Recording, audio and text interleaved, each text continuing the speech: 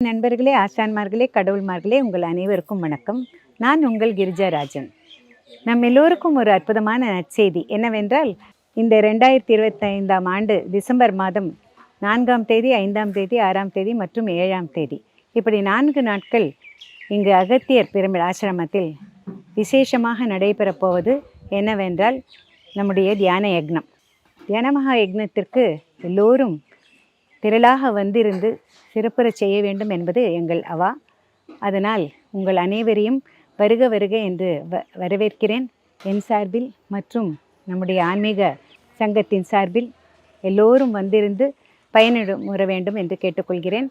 ஏனென்றால் இந்த யக்னம் என்பது மிக சிறப்பானது.